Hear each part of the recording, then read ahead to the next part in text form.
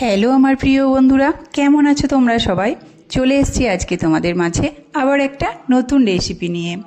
তো অনেক দিন পর আমি আজকে একটা ভিডিও নিয়ে এসেছি। শরীর অসুস্থতা থাকার কারণে আমি এই প্ল্যাটফর্মে অনেক দিন কাজ করতে পারিনি সেভাবে। তো ভিডিওটা সাথে থাকার অনুরোধ রইল। চলো শুরু করি। সবার প্রথমে দেখো, এখানে আমি বেসন নিয়ে নিয়েছি। একটা বাটি মেজারমেন্ট করে নিয়েছি, ওই বাটির মাপেই আমি বেসন নিয়েছি, ওই বাটির মাপেই এক বাটি আমি জল নিয়েছি।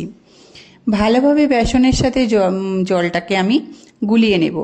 এই কাজটা আমি হাত দিয়ে করেছি, তোমরা চাইলে ডাবু বা হাতা যে কোনো কিছু দিয়ে করতে পারো। আর ঘনত্বটা দেখো এইরকম হয়েছে।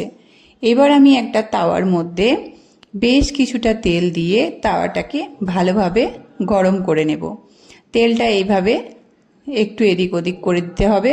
তোমাদের কাছে যদি ব্রাশ থাকে তোমরা ব্রাশ দিয়েও এই কাজটা করে নিতে পারো, তাহলে তেলটা কম লাগবে। এইবার আমি একটা হাতার সাহায্যে এইভাবে বেসনের ব্যাটারটাকে দিয়ে দেব। যেহেতু এটা লিকুইড হয়ে গেছে, হাত দিয়ে এই কাজটা তো করা যাবে না, তো সেই জন্য এটা হাতা দিয়েই করতে হবে। তো যতটা এখানে জায়গা ধরবে বা তোমরা ধরাতে পারবে, তো সেভাবেই তোমরা এটা দিয়ে দিতে পারো, কারণ এটার শেপের কোনো ব্যাপার না, যেভাবে হোক এই বেসনটাকে ফ্রাই করাটাই ব্যাপার। তো দেখো, আমি যেখানে যেখানে ফাঁকা জায়গা আছে, আমার যতটা ব্যাটার জায়গা নিতে পারবে মনে হয়েছে, আমি পুরো ব্যাটারটাকে দিয়ে দিয়েছি চারপাশে। এইভাবে আমি এবার উল্টে পাল্টে সুন্দর করে আমি লাল করে ভেজে নেব। তো দেখো, আমি এক পিঠ উল্টে দিয়েছি, আবারও এক পিঠ উল্টে এইভাবে লাল করে ভেজে একটা পাত্রের মধ্যে উঠিয়ে নেব। সবকটা আমি সুন্দর করে লাল করে ভেজে উঠিয়ে নিলাম। এবার আরও একবার তেল দিয়ে বাকি ব্যাটারটা ওই একই প্রসেসে আমি ভেজে উঠিয়ে নেব। তো এই কাজটা করে নিতে হবে। তারপরে এদিকে আমি দেখো একটা গ্যাসের চুলার মধ্যে একটা ওই বাটিরই মেজারমেন্ট করে 1.5 বাটি মতো জল দিয়েছি। 1.5 বাটি জলে 1 বাটি চিনি আমি দিয়ে দিয়েছি। তো চিনিটা ফুটে যাচ্ছে, ফুটে আসার পর আমি 3টে এলাচ ফাটিয়ে দিয়ে দিয়েছি। কিছুক্ষণ নাড়াচাড়া করে নেব। গ্যাসের ফ্লেমটা লো টু মিডিয়াম করে রেখে দেব। এবার এদিকে আমার বেসনগুলো রেডি হয়ে গেছে। ঠান্ডা করে এগুলো আমি হাতের সাহায্যে একটু ছিঁড়ে নিচ্ছি। এবার মিক্সারে এটাকে ব্লেন্ড করে নেব।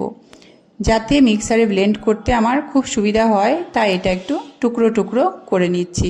আর মিক্সারে ব্লেন্ডটা দেখো ঠিক এইভাবে করতে হবে, একবার ঘুরিয়েই ছেড়ে দিতে হবে, বেশি মিহি করলে এটা হবে না।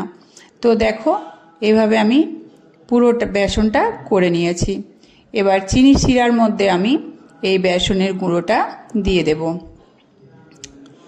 চিনি শিরার মধ্যে বেসনের পুরো গুঁড়োটা খুন্তি করে নাড়তে নাড়তে দিয়ে দেব। গ্যাসের ফ্লেমটা লো টু মিডিয়াম রেখে কাজটা করতে হবে, না তো আমাদের চিনিটা পুড়ে যাওয়ার সম্ভাবনা আছে। এবার দেখো, এখানে আমি একটু ফুড কালার ইউজ করেছি। এখানে আমি অরেঞ্জ কালারের ফুড কালার ইউজ করেছি। আর আমার একটু মিস্টেক হয়ে গেছে, চিনি শিরার মধ্যেই ফুড কালারটা ইউজ করতে হবে। আমার একটু মিস্টেক হয়ে গেছে, আমি এখন ইউজ করে দিলাম। তো কোনো ব্যাপার না, তোমরা চাইলে ফুড কালার নাও দিতে পারো।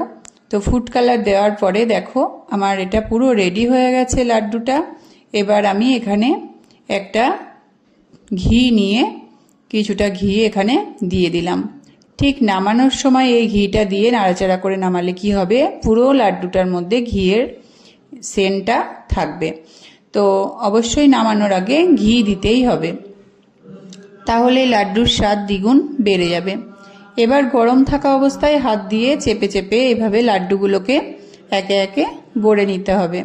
তো তোমরাই দেখতেই পাচ্ছ, এক বাটি বেসনে কতগুলো লাড্ডু তৈরি হয়ে গেছে।